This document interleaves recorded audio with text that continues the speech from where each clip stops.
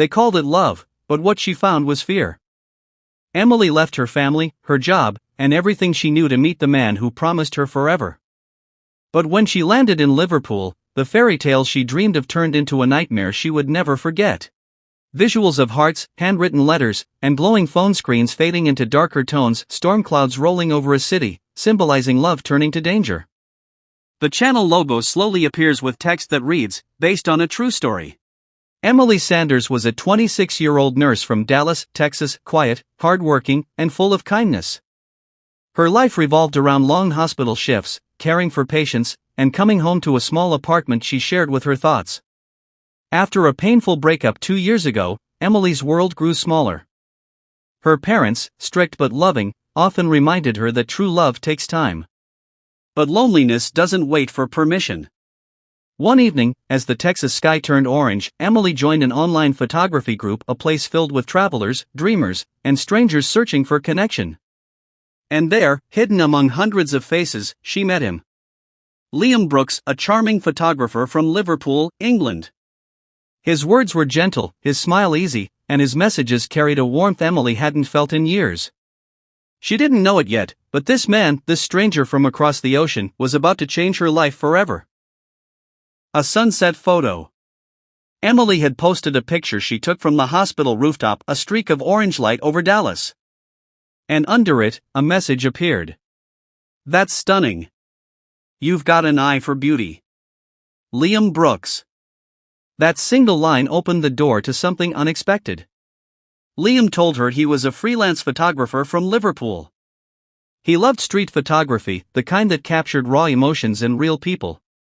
Emily admired his work, especially the way his pictures seemed to tell stories without words. Soon, their small talk turned into hours of conversation.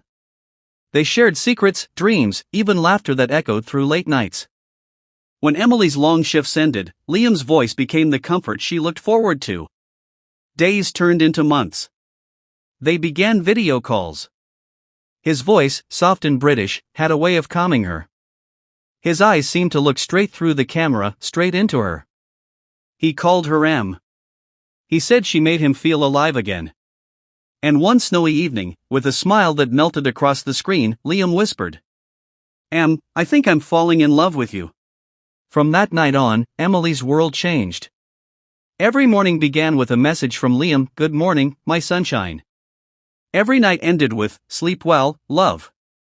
He was her constant, her calm, her reason to smile after long shifts at the hospital.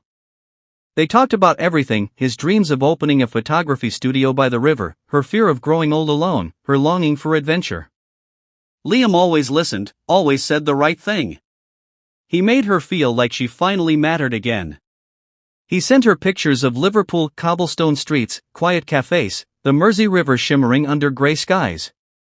Emily would stare at those photos, imagining herself there beside him.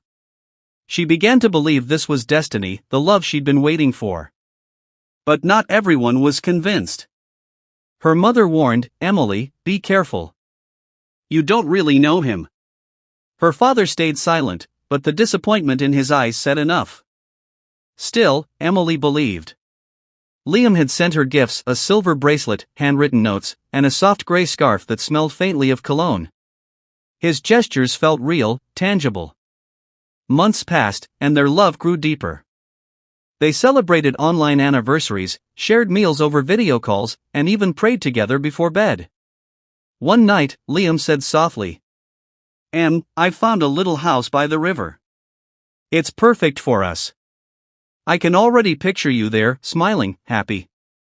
Emily's heart raced. She wanted to see him, to touch him, to make the fantasy real. Then came the moment she would never forget. He surprised her with a plane ticket to Liverpool. "Come to me," he said. "I can't wait any longer to hold you." Tears filled her eyes. "You're serious?" "I've never been more sure," he replied. That night, she packed her bags in silence. Before leaving, she placed a handwritten note on her bed. "Mom, Dad, please don't be angry. I'm going to meet the man I love. I'll be safe. I promise." Before dawn, Emily boarded the plane, chasing the dream that had filled her heart for months. But what awaited her in Liverpool was nothing like the life she imagined. Liverpool, her heart was racing. She stepped off with a smile, scanning the crowd for Liam, the man who'd promised her forever. But he wasn't there. She waited, minutes turned into hours. The airport grew quieter. Her excitement began to fade into worry. Then her phone buzzed. A message. "I'm so sorry, love. Something urgent came up. Go to the Airbnb I booked for you, I'll meet you tonight. Promise." Relieved but uneasy, Emily followed his instructions. A cab drove her through narrow Liverpool streets to an old brick building near the docks. The neighborhood was quiet, almost too quiet. The apartment was small but clean, a single bed, a window facing the fog-covered river, and no host in sight. She waited that night. And waited. Liam never came. His number went straight to voicemail. His Instagram gone. His WhatsApp profile photo disappeared.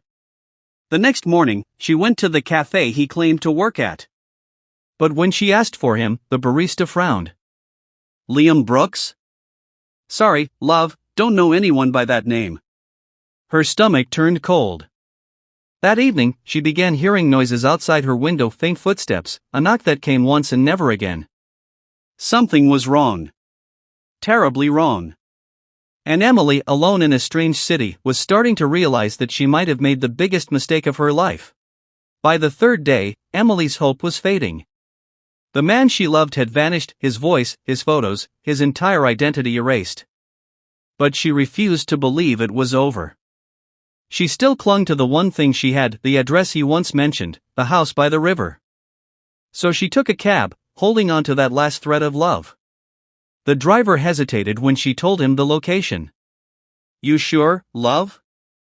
That place has been abandoned for years," he said. But Emily insisted. When they arrived, her heart dropped. It wasn't a house. It was a decaying building, windows shattered, walls covered in grime. A sign on the gate read, "Condemned property, keep out." Still, she stepped inside. The air was cold, heavy with dust. The silence was suffocating. Then, in one corner of the room, she saw a box. Inside were old clothes, a woman's scarf, hair clips, and printed photos of women she didn't recognize. Her hands shook as she flipped through the pictures. Each woman had messages printed next to her photo, the same words Liam had sent her. "You're my everything. Come to me.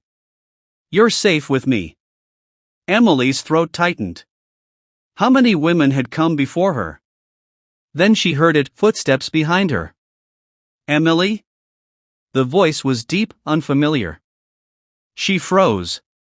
"Liam," she whispered. But when she turned, the man standing there was not the one from the photos. He was taller, rougher, with a cold stare. "You shouldn't be here," he muttered, stepping closer. Emily's pulse spiked. She backed away. He grabbed her arm.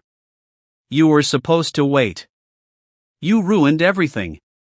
She screamed, twisting free and running for the door.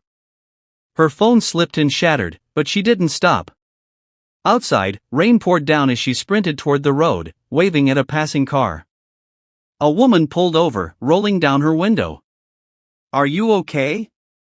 Emily gasped, "Please, help me. Someone's following me." The woman called the police immediately. Within minutes, flashing lights filled the street. The man had disappeared, leaving only his muddy footprints behind. At the police station, Emily told her story. The detective listening frowned. "Miss Sanders," he said carefully, "this isn't the first time. Several women were lured here through fake profiles. Some didn't make it out." Her blood ran cold. Then came the final twist, the real Liam Brooks existed. A real photographer from Liverpool. But he wasn't the man she'd been speaking to. His photos, his name, his life stolen by a cybercriminal running a network of romance scams. Emily's love story had been nothing more than a trap. Emily spent the next few days at a local shelter under police protection. She barely spoke, barely slept. The messages, the laughter, the promises, they all replayed in her head like a cruel movie that wouldn't stop. She had come to Liverpool for love, and almost lost everything instead. The officers later told her the truth: the man who lured her was part of an international group targeting women online. He'd used stolen photos, fake accents, and scripted charm. The real Liam Brooks had nothing to do with it. In fact, he had been helping the police for months to track down the imposter using his name. Emily finally met the real Liam at the station. He was kind, gentle, and deeply apologetic. "I wish I could take away what happened to you," he said softly. She smiled faintly. "You already have, by being real." For the first time, she realized something important. The person she'd fallen for never existed, but the love she gave was real. Her capacity to trust, to hope, to forgive, that was hers alone. A week later, Emily boarded a flight back to America. Her parents were waiting at the airport. Her mother broke into tears as Emily ran into her arms. "I thought I'd never see you again," she whispered. Her father said nothing, he just held her close, tighter than ever. In the months that followed, Emily started attending therapy, joined an online group for survivors of digital fraud, and began sharing her story to help others. Each time she spoke, her voice grew stronger. She even stayed in touch with the real Liam as friends. They exchanged letters now and then, not out of romance, but out of mutual respect born from something genuine. One evening, Emily stood by the window of her apartment in Chicago, watching the sun set over the skyline. She wasn't bitter anymore. She wasn't broken. She whispered to herself, maybe love isn't always about finding someone perfect. Maybe it's about finding yourself again after everything falls apart. And with that, she smiled softly, peacefully, for the first time in a long while. Emily's story is more than a tragedy, it's a mirror held up to the world we live in. A world where love travels through screens, hearts are exchanged through texts, and promises are sealed with emojis instead of truth. We scroll, we swipe, we connect, all in search of something real. Yet, in this digital maze, danger often hides behind charm, behind a perfect smile, or words that seem to know exactly what our hearts crave to hear. Emily believed she had found love, a man who understood her, listened to her, and made her feel seen in ways no one else ever had. But what she found instead was the shadow side of trust, where affection turns into manipulation, and hope becomes a weapon. Still, love itself wasn't the enemy. It was the illusion, the fantasy we build when we want to believe more than we want to see. Real love doesn't rush you into silence or isolation. It doesn't ask you to abandon your family, your dreams, or the truth of who you are. Emily's journey reminds us that love isn't about finding someone to fill our emptiness. It's about finding the courage to face it. Because sometimes, survival is love, the kind that begins when you choose yourself, when you rise from heartbreak, and when you realize you were never broken, just waiting to remember your worth. If this story touched your heart, if you've ever trusted, loved, or lost, then you already understand a part of Emily's journey. Her story isn't just about betrayal or heartbreak, it's about the courage to rise again after love shatters your world. It's about rediscovering your strength, your worth, and your voice. Now, I want to hear from you. What would you have done if you were in Emily's place? Would you have taken that leap of faith for love, or listened to the warnings around you? Your thoughts might help someone else who's walking the same uncertain path right now. Share your perspective in the comments below, because every story grows stronger when we talk about it. And if this story moved you, inspired you, or simply made you think, don't forget to like, share, and subscribe. Here, we tell stories that echo the real heartbeat of love, its beauty, its pain, and its power to transform us. Because no matter how dark the journey gets, love in all its fragile, fearless, and sometimes flawed forms still matters. It always has, and it always will.